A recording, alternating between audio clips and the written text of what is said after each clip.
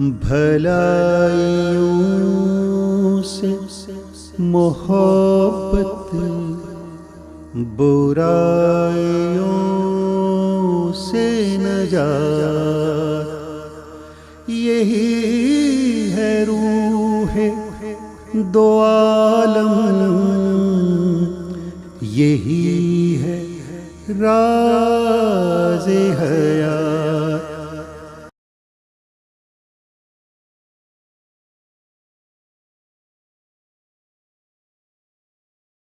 بسم اللہ الرحمن الرحیم۔ ناظرین کرام، ہماری زندگی کی اگر ہم سب سے بڑی خبر کہیں تو وہ خبر یہ ہے کہ بدلے کا ایک دن آئے گا، جس دن بدلہ دیا جائے گا۔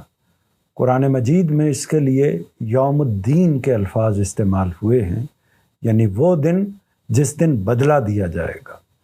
ظاہر ہے کہ یہ دن قیامت کا دن ہے، اور ہم میں سے ہر شخص کو اس دن کو فیس کرنا ہے، اس دن کو بھگتنا ہے، اس دن کے اندر آ کر کھڑے ہو کر جواب دہی کے لیے سامنے آنا ہے۔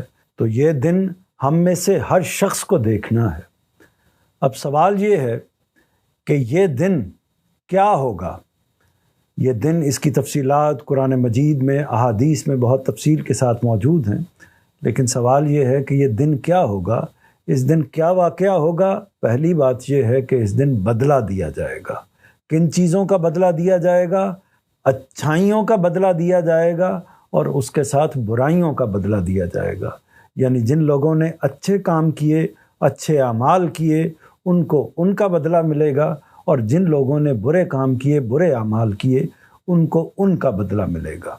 اب سوال یہ ہے کہ وہ اچھائیاں کیا ہیں جن کا بدلہ ملنا ہے، اور وہ برائیاں کیا ہیں جن کا بدلہ ملنا ہے؟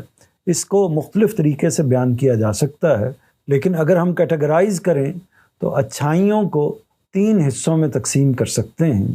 ایک کا عنوان ہم یہ قائم کر سکتے ہیں کہ انسان کے وہ حقوق جو اس کے اپنی ذات کے حوالے سے اس کے اوپر عائد ہوتے ہیں، یعنی میرے اپنی ذات کے حوالے سے کیا حقوق ہیں؟ وہ حقوق یہ ہیں کہ اللہ تعالیٰ نے اگر مجھے شعور دیا ہے تو اس شعور کو میں بیدار کروں۔ اسی طرح اللہ تعالیٰ نے اگر مجھے عقل دی ہے تو اس عقل کو بروئے کار لاؤں۔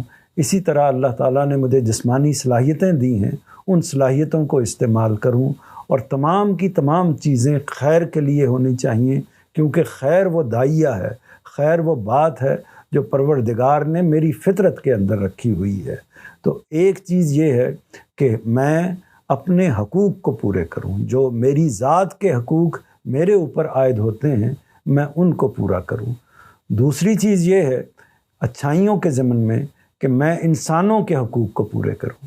میرے ارد گرد جو دیگر لوگ موجود ہیں، وہ میرے والدین ہیں، وہ میرے اساتذہ ہیں، وہ میرے محلے دار ہیں، وہ پڑوسی ہیں، وہ میرے بچے ہیں، وہ میری فیملی ہے، وہ میرا خاندان ہے، وہ میرے ایک طرح سے احباب ہیں، دوست ہیں، رشتہ دار ہیں، اسی طرح میرے حکمران ہیں۔ اگر میں کسی منصب پر فائز ہوں تو میرے ماتحت کام کرنے والے لوگ ہیں۔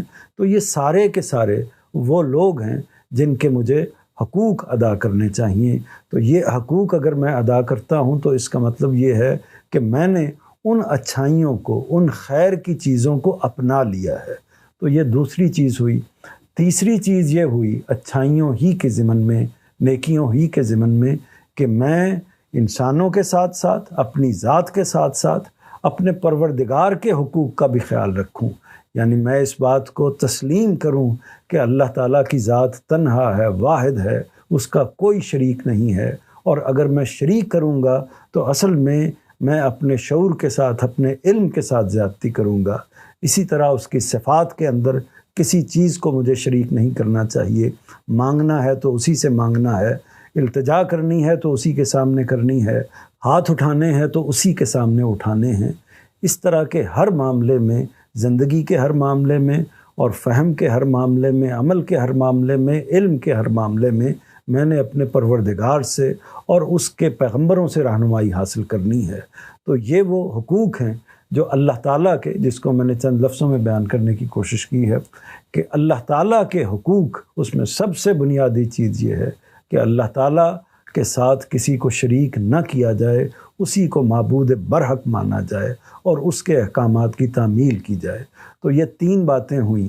ایک بات یہ ہوئی، اگر ہم اچھائیوں کو کیٹیگرائز کرنا چاہیں تو ایک اس کی شکل یہ ہے کہ ہم اپنے حقوق پر غور کریں، دوسری شکل یہ ہے کہ ہم دوسروں کے حقوق دینے کی جگہ پر آ کر کھڑے ہوں، اور تیسری اس کی صورت یہ ہے کہ ہم اپنے پروردگار کے حقوق کا لحاظ کریں اور اس پہلو سے جو بھی ہمارے فرائض بنتے ہیں ہم ان کو ادا کریں۔ تو یہ ایک صورت ہو گئی، یعنی اچھائیاں، ان کا بدلہ اگر اللہ نے چاہا تو انسانوں کو لازماً ملے گا۔ اور اسی طرح جو دوسرا پہلو ہے وہ برائیاں ہیں۔ برائیاں بھی دیکھیے تو انہی پہلوؤں سے ہیں کہ انسان نے کیا اپنے حقوق ادا کیے ہیں، جو اپنی ذات کے حقوق اس پر عائد ہوتے ہیں ان کو ادا کیا ہے۔ اگر ادا نہیں کیا تو اس کا مطلب ہے کہ اس نے اپنے ان حقوق کی حق تلفی کی ہے، ان کو پورا نہیں کیا۔ اگر اس نے اپنے جسمانی حقوق کو، اپنے شعوری حقوق کو، اپنے وجدان اور فطرت کے حقوق کو پورا نہیں کیا تو اس کا مطلب یہ ہے کہ اس میں اور پھر کسی جانور میں کوئی فرق ہی نہیں ہے۔ دوسری چیز اسی تناظر میں دیکھیں تو یہ ہے کہ ہم کو انسانوں کے جو حقوق ہیں، ہمارے والدین کے، ہمارے اساتذہ کے، ہمارے اقربا کے، ہمارے رشتہ داروں کے جو حقوق ہیں، ان میں اگر ہم کوئی خیانت کرتے ہیں، کوئی بددیانتی کرتے ہیں، کوئی کمی کرتے ہیں تو اس کا مطلب یہ ہے کہ ہم نے اس بدلے کے دن کا خیال نہیں کیا اور ان حقوق کو پورا نہیں کیا۔ تو یہ وہ دوسری چیز ہے کہ جو اچھائیوں کے مقابلے میں اصل میں ہمیں برائیوں کی جگہ پر لا کر کھڑا کر دیتی ہے۔ اور اسی طرح اپنے پروردگار کے حوالے سے اگر ہم نے اللہ کے حقوق کو پورا کرنے میں کوتاہی کی ہے تو یہی چیز اگر پورا کریں گے تو وہ اچھائی بن جائے گی، اور اگر پورا نہیں کریں گے اور اس میں کوتاہی کریں گے، غفلت کریں گے اور منفیت کی جگہ پر آ کر کھڑے ہوں گے تو یہی چیز اصل میں گناہ بنے گی اور یہی چیز اصل میں سزا کا باعث ہوگی۔ تو ہمیں اس کی کوشش کرنی چاہیے کہ ہمارا دائرہ ان چیزوں تک محدود رہے، ہمارا ہدف وہی چیزیں ہوں جو اچھائیوں کی نوعیت کی ہیں، اور جو برائیوں کی نوعیت کی ہیں ان چیزوں سے ہم اپنے آپ کو بچانے کی کوشش کریں۔